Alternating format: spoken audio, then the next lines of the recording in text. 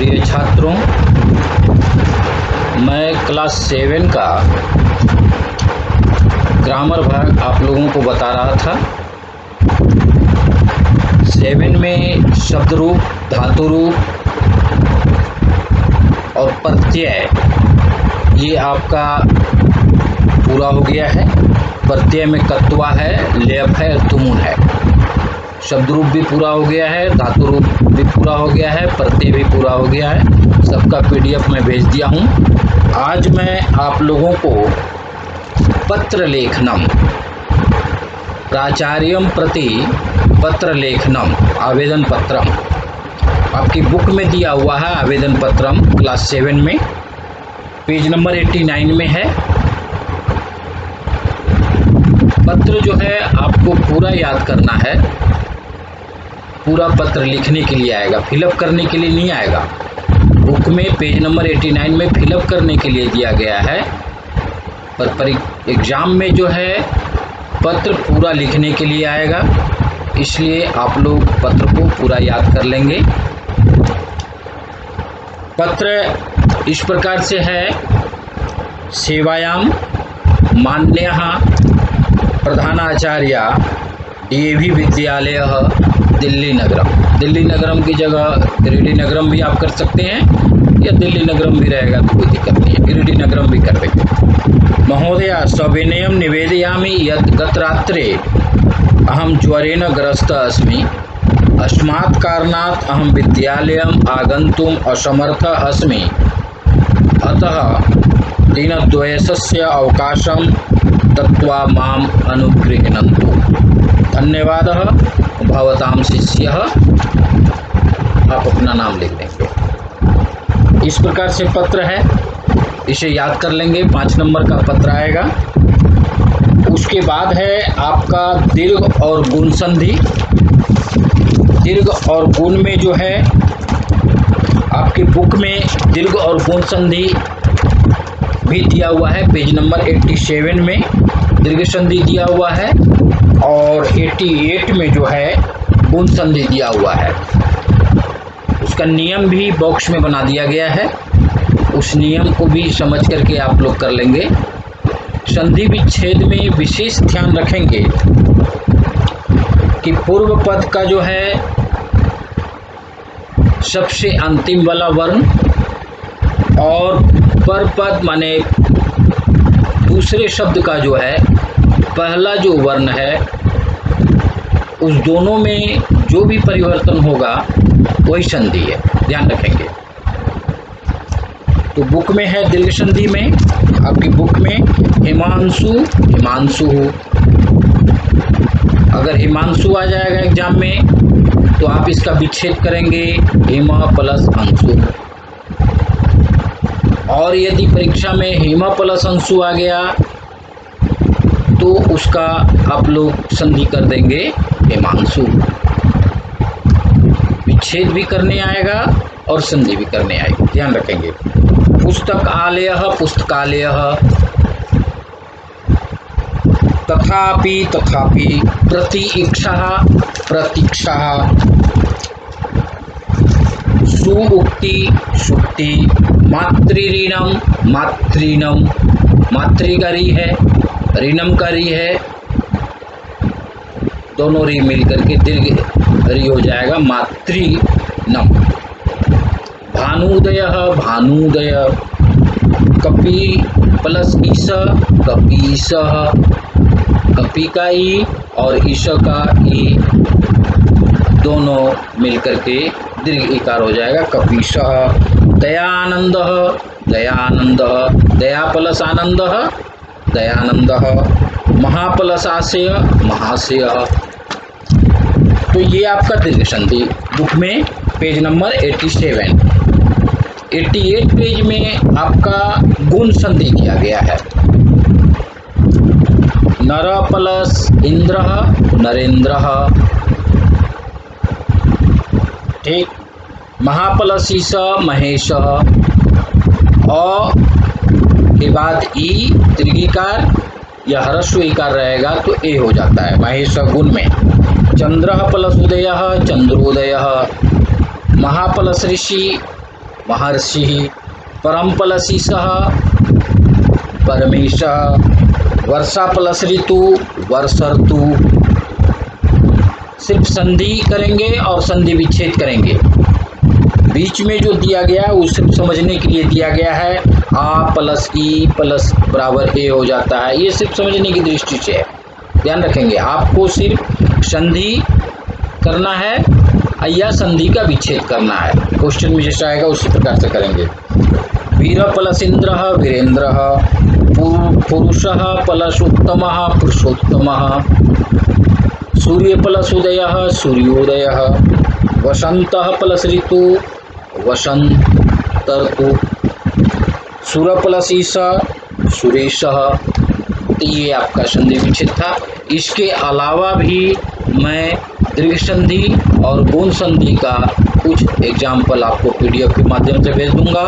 Book में जो दिया गया है इसे भी पीडीएफ के माध्यम से भेज दूंगा, आप लोग उसे याद कर लेंगे, क्योंकि संधि और संधि विच्छेद 5 नंबर का क्वेश्चन रहेगा, ध्यान रखेंगे। उसके बाद आपका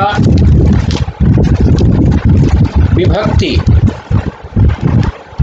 विभक्ति में प्रथमा से लेके पंचमी तक सिर्फ विभक्ति में आपको करना क्या है, जो डीप अक्षर रहेगा या अंडरलाइन किया रहेगा उसमें सिर्फ विभक्ति बतानी है, कारण नहीं, ध्यान रखेंगे।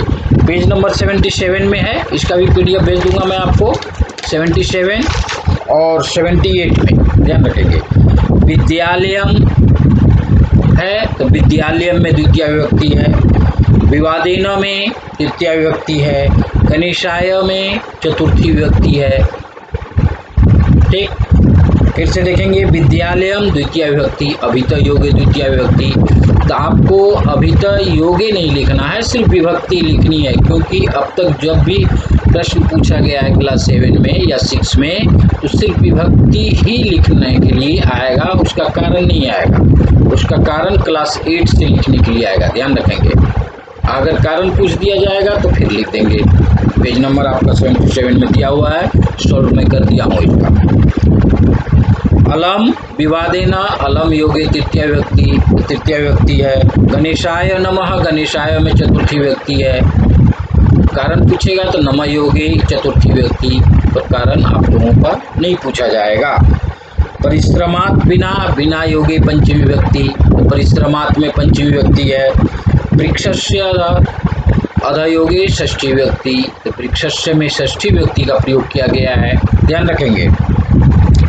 सकलायाम निपुणः अस्ति, निपुणः का योग में सप्तमी विभक्ति का प्रयोग होता है, इसलिए कलायाम में सप्तमी विभक्ति है। तो आपको सिर्फ विभक्ति लिखनी है, ध्यान रखेंगे।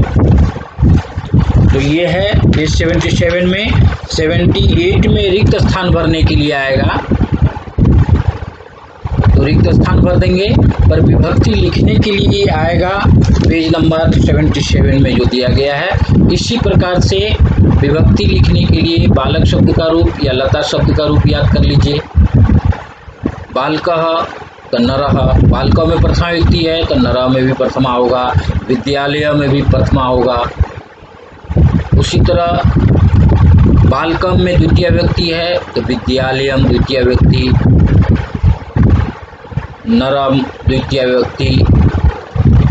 तो इस पर बालकेन में तृतीय विभक्ति है तो कंदुकेन में तृतीय विभक्ति। बालक और लता शब्द का रूप आप लोग याद कर लेंगे तो ये विभक्ति चयन करने में आपको काफ़ी सुविधा होगी। तो ये विभक्ति प्रकरण हो गया। उसके बाद है अनुच्छेद लेखनम। आपका अनुच्छेद लेखनम है 5 नंबर का, ये भी रहेगा।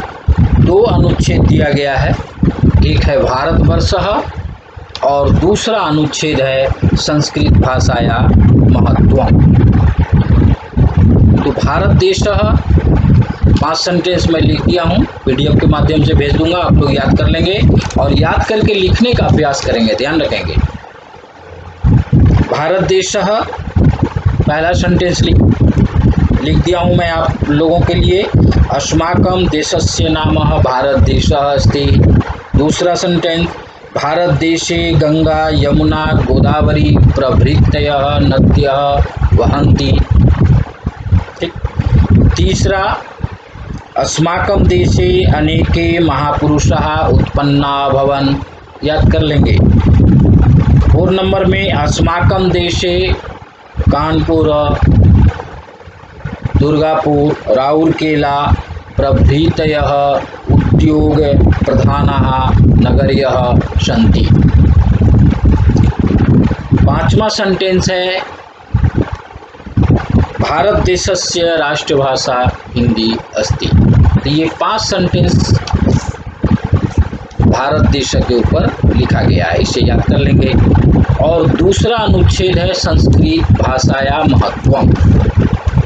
संस्कृत भाषाया महत्वम, इसके लिए भी मैं 5 सेंटेंस आपका लिख दिया हूँ। पहला है, संस्कृत भाषा विश्वस्य प्राचीनतमा भाषा अस्ति। संस्कृत भाषा विश्व की सबसे पुरानी भाषा है। दूसरा सेंटेंस, संस्कृत भाषा एव सर्वासां भाषानां जननी अस्ति। संस्कृत भाषा ही सभी भाषाओं की जननी है। तीसरा सेंटेंस, संस्कृत भाषायाम एव 4 वेदा उपनिषदः च सन्ति। संस्कृत भाषा में ही 4 वेद उपनिषदें हैं।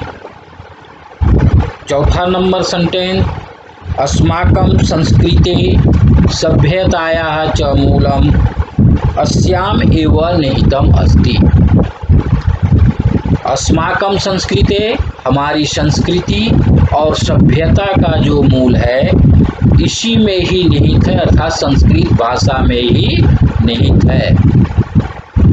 5वां सेंटेंस है, वयम एतां मधुरां संस्कृत भाषां सदैव रक्षिष्यामः। हम सब इस मधुर संस्कृत भाषा की रक्षा करेंगे।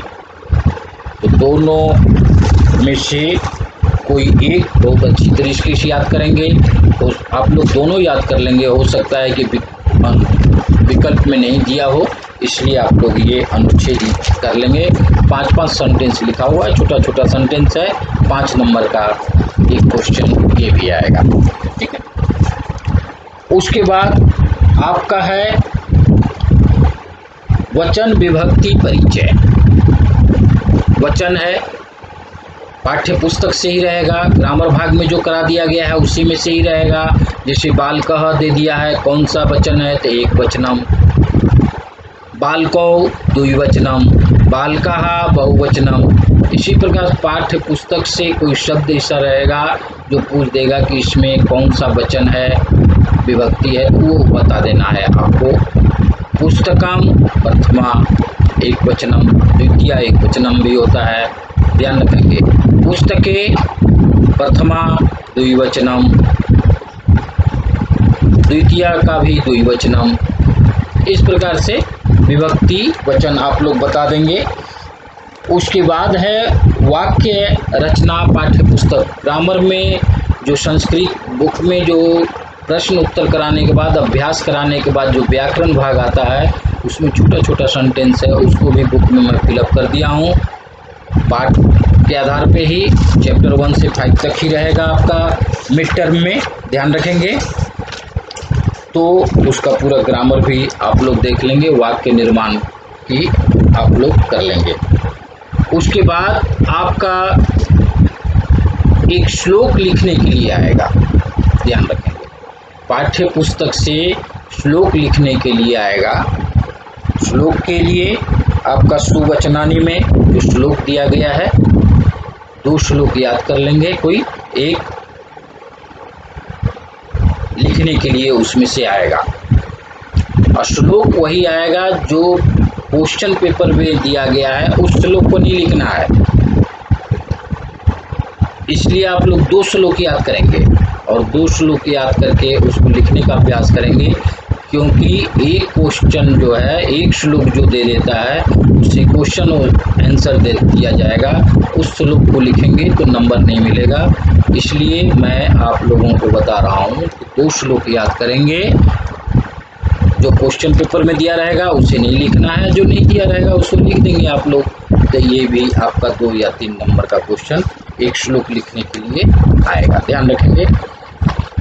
आपका प्रश्न पिछले साल का जो है क्लास 7 का प्रश्न भी मिड टर्म का प्रश्न का PDF मैं आपको भेज दूंगा। प्रश्न को देख लेंगे कि शब्द रूप का क्वेश्चन किस प्रकार से पूछा जा रहा है, धातु रूप का क्वेश्चन किस प्रकार से पूछा जा रहा है, उसके बाद जो है विभक्ति का क्वेश्चन किस प्रकार से पूछा जा रहा है, उसके बाद वाक्य निर्माण रिक्त स्थान में वर्ड दिया रहेगा उसके लिए किस प्रकार से क्वेश्चन पूछा जा रहा है, संस्कृत भाषायां मतो अनुच्छेद लेखनम प्रधाना अध्यापक प्रति आवेदन पत्र लेखनम, ये सब जो है प्रश्न पत्र में दिया गया है। प्रश्न पत्र का PDF आपको मैं भेज दूंगा, आप लोग उसको भी देख लेंगे किस प्रकार से प्रश्न आपका आएगा। तो ये ग्रामर आपका 2 भाग में एक बार पहले भेज चुका हूँ मैं, शब्द रूप, धातु रूप, प्रत्यय। आज जो है आप लोगों को पत्र, आवेदन पत्रम, संधि, दीर्घ और गुण, उसके बाद जो है विभक्ति, अनुच्छेद लेखनम, भारत देश और दूसरा संस्कृत भाषाया महत्वम, उसके बाद श्लोक लेखनम, वाक्य निर्माणम, ये सब आप लोगों को बताया गया। इसे आप लोग ठीक से याद करेंगे और याद करके लिखने का अभ्यास करेंगे। धन्यवाद।